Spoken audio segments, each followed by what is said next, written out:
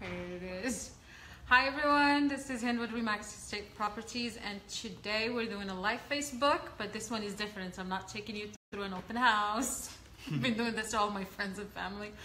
But we're actually having a nice topic that I feel strongly that it's, a lot of you are gonna really connect with it, and we have the perfect guest for it. I'm introducing my friend and a public speaking and a coach for a lot of business people. His name is Gavin, and I'm gonna let him introduce himself. Thank you very much, Hind. Yes, my name is Gavin Masumiya, and I'm a life and a public speaking coach, helping millennials and professionals to really find their authentic voice and to feel more fully expressed and really fulfilled in their communicative abilities. So Gavin, how would you help someone find their voice? Like, what methods do you use? Well, I really wanted to understand the motivation. I think that just as a coach in general, the power of what a coach does is not necessarily advising people on what to do with their life, but really providing a space of trust by facilitating empowering open-ended questions for them to really get more introspective on what's important to them. So if someone says, hey, I want to become more confident as a speaker in business, I'm like, why is that important to you? Oh, so you ask the why questions. Absolutely. Why is the underpinning of everything, even if you think about motivation, right?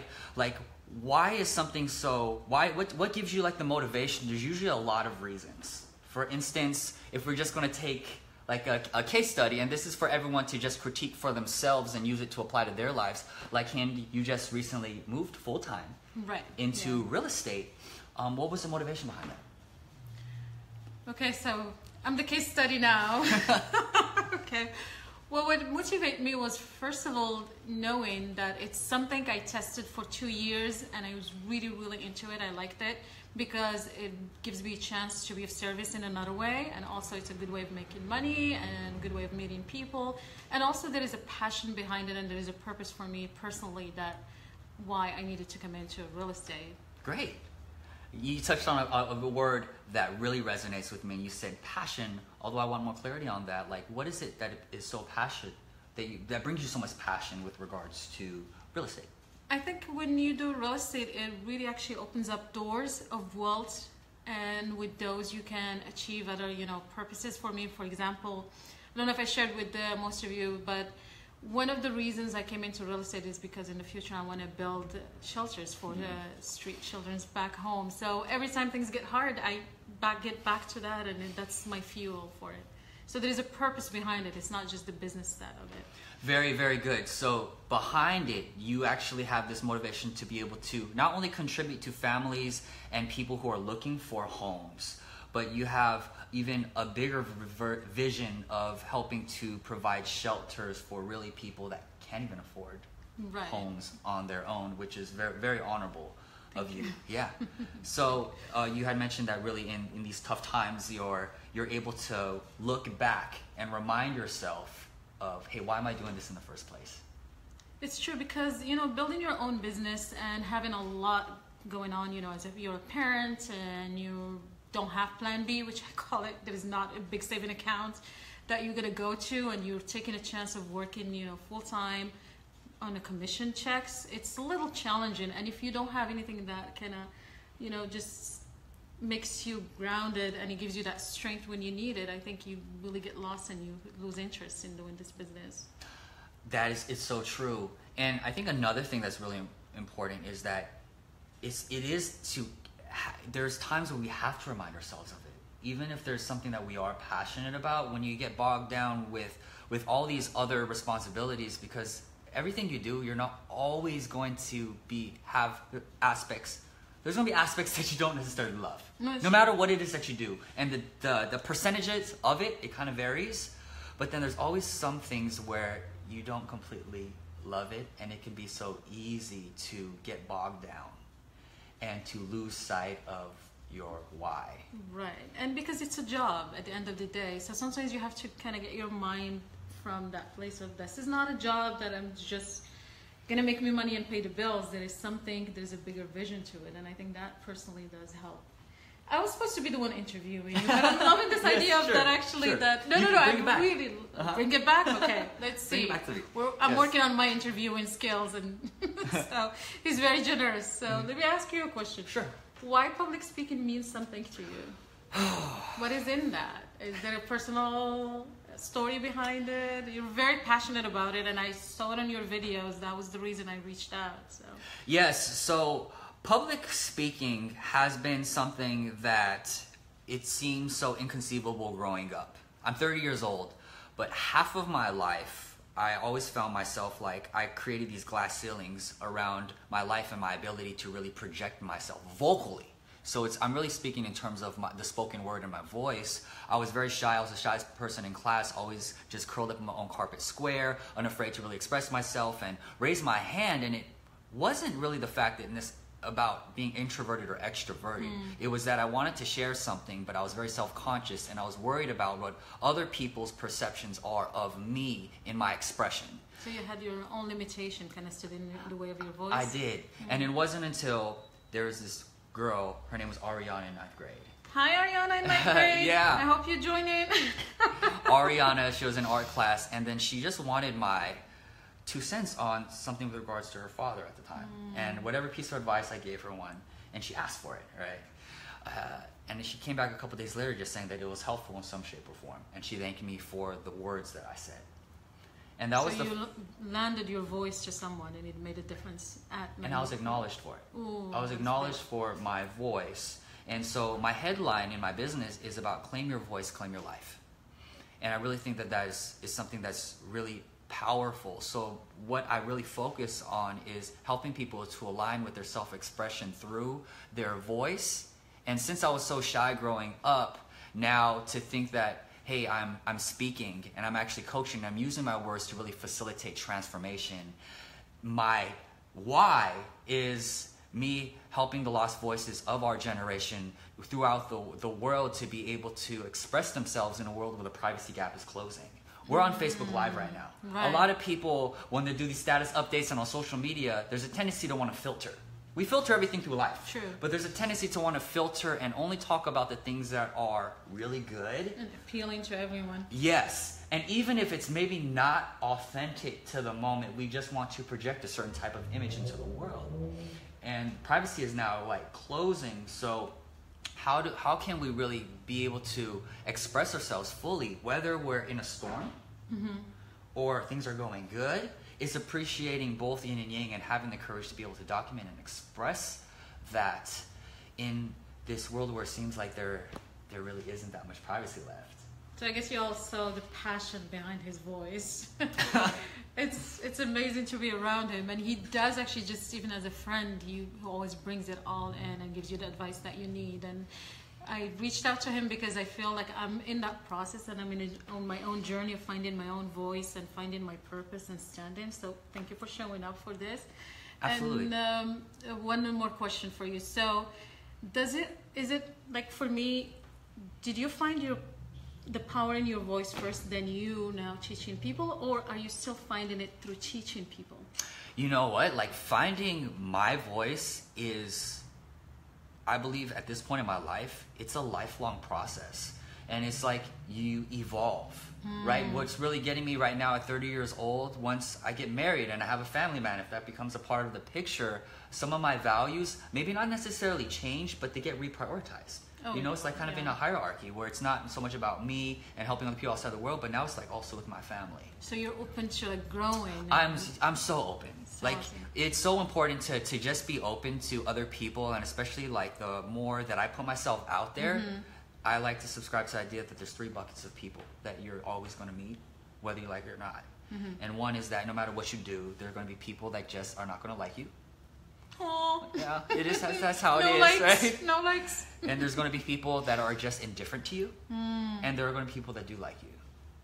And where do you really want to focus on your energies? Because you can imagine, for me, like when it comes to like life, not so much public speaking coaching, but when it comes to life coaching, they say like, okay, so you're 30, what do you know? You think you have all the answers to life? And I'm like, no, absolutely not. That's actually not what I do. But the point is, like, I'm not here to defend myself. And nor am I here to convince people that already don't believe in me to start believing in me. It's not the most It's not effective. like a power exchange thing. It's not the most effective use of my energy, because it's like, that's great. If you don't believe in it, fine. Like, I want you to be as happy as you can. So if you don't even think about me. Let's keep it moving. So as long as it's empowering and leaving people with something, it's good enough for you, right? And it's a place of learning to accept myself more and more. It's just like, my value is not. I'm not here to reach the whole world. Like, I can't influence every single person in the world, because we have different values. It's the people that all do resonate with what I express and what I believe in. That's where I choose to dedicate my efforts to. And so there's something to be said about, like, Hind, you're doing amazing things and you have a great vision. I'm here to support you in any which way that I can, so that your voice is being able to be expressed in the world, so that you can continue to achieve, and also to just move in the face of resilience, which I'm sure you've already had.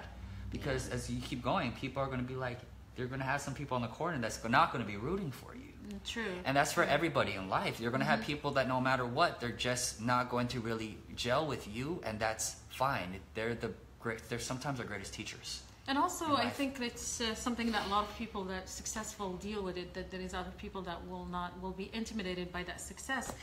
And one of Gavin and I actually met taking some transformational seminars, and we did work for last 10 weeks or more than that. Yes. And something that actually I felt like it was very common with all of us that came in was that we were taught for a long time to just quiet down the voices, just fit in, just be appealing to everyone and finding your voice, especially if you want to build a business there's a vision behind it. It's really a struggle, because you're not being your true self, but then you expect people to just, get attracted to you. So yes.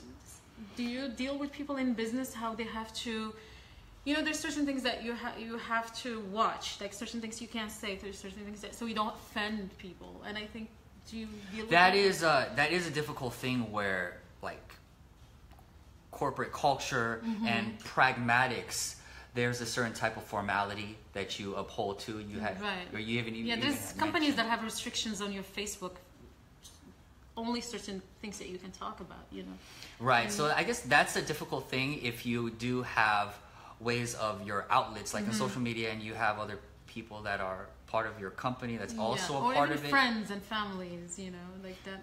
Just certain things will offend them, so you have to be always careful. But how do you speak your truth without offending anybody, but just speaking, your own voice with all integrity? Well, the thing about it is that you're going to be offending people, regardless. This is Gavin. It's like, just do you, right? Well, it's not even that as well. Like, but regardless, there's going to be people that, like I said, is not really going to gel with you. It's a little more like different depending on the organizational culture and who the management and who the upper powers are and what they're really facilitating. I really subscribe to the whole idea that there are, like, growth mindset companies, and there are also fixed mindset companies. True.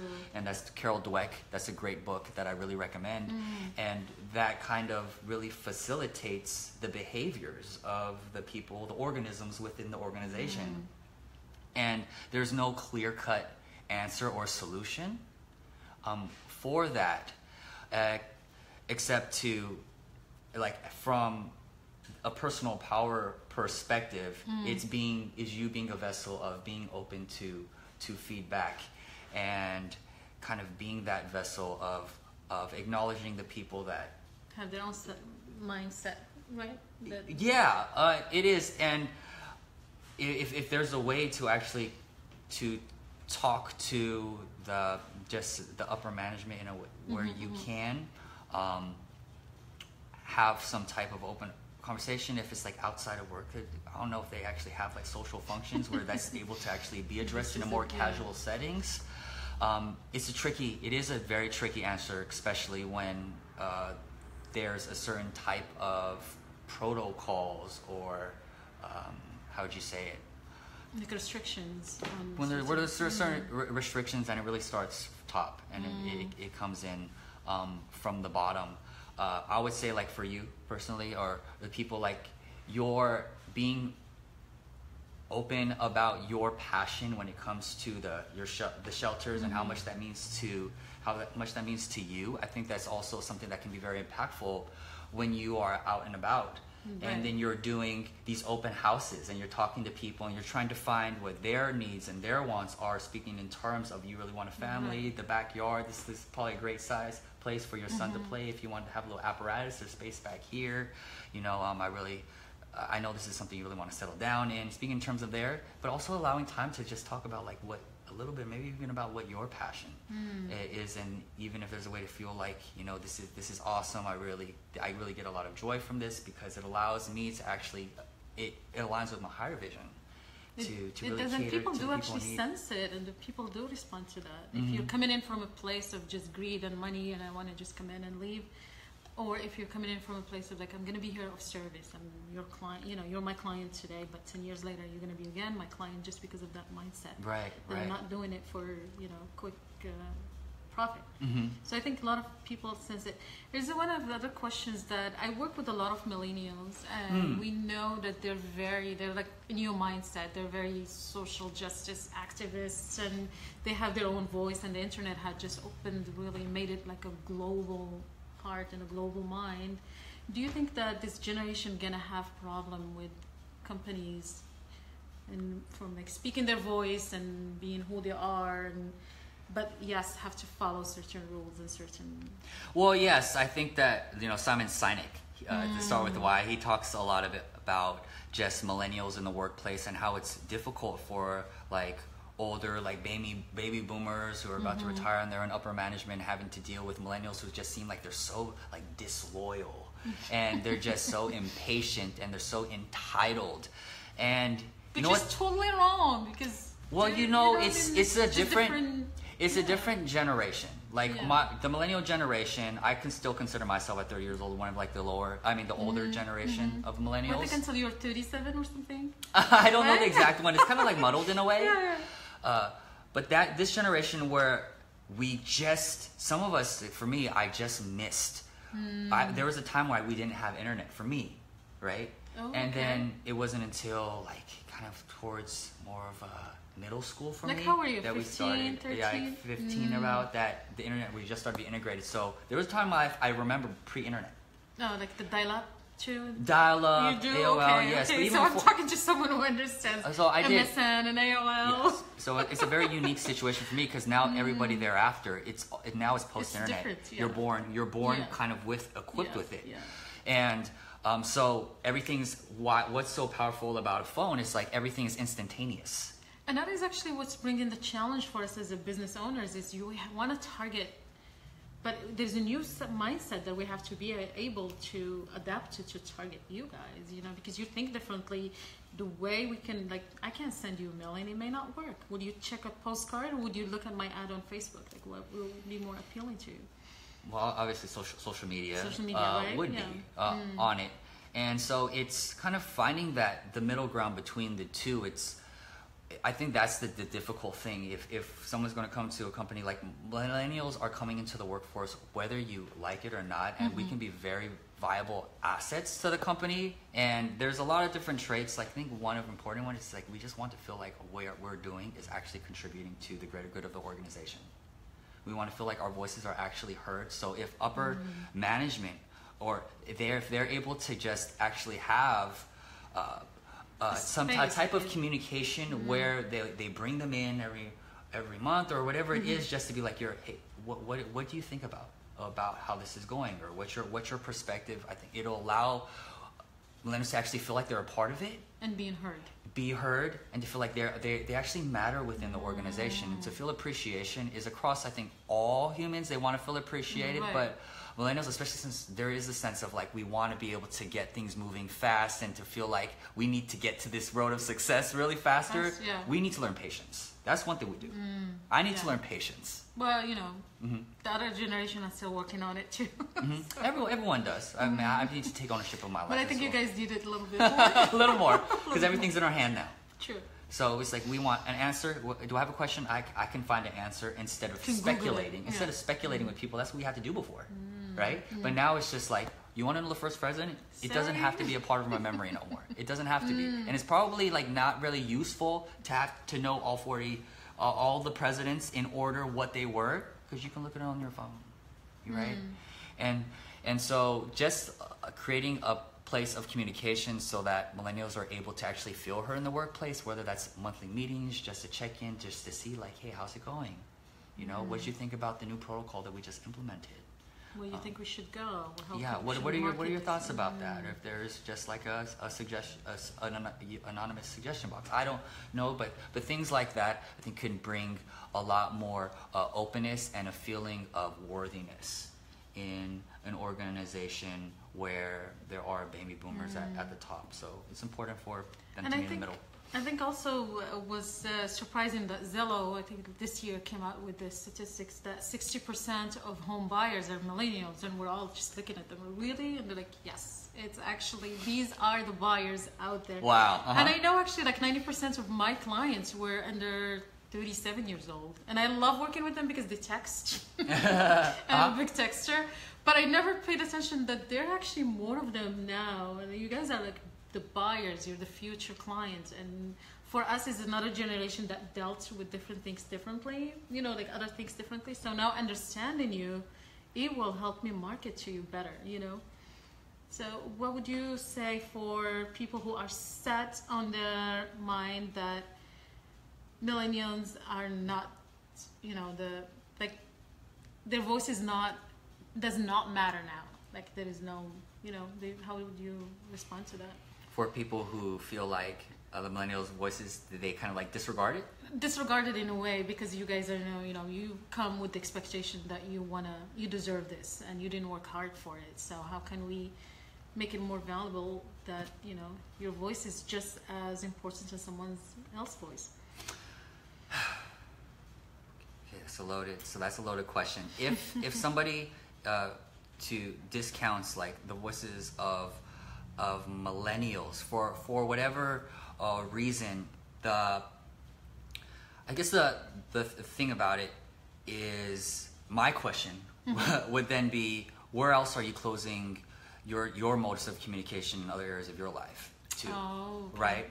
Okay. Because I do look, especially as a life and public speaking coach, I take the way that I live my life as an example. And so I do my best to like live with as much integrity as I can, and at the same time I stumble, and I need to own up to the fact of when I'm not. And that's why you're a work in progress.